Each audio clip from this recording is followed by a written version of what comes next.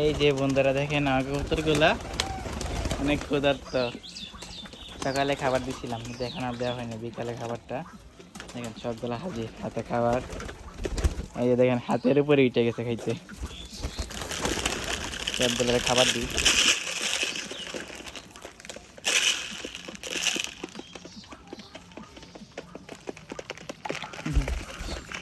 কবুতরগুলা দেখেন, ওইগুলা মনে হয় বাইরেতে খাবার খাইছিল তো তাই একটু নোংরা হয়ে গেছে।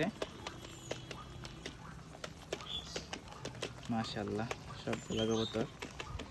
আর কবুতরের বাবুগুলাকে দেখাই, দেখেন কত সুন্দর কিউট বাচ্চা।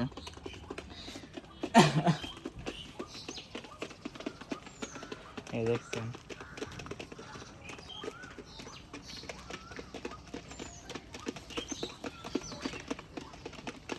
অনেক ক্ষুধার্ত।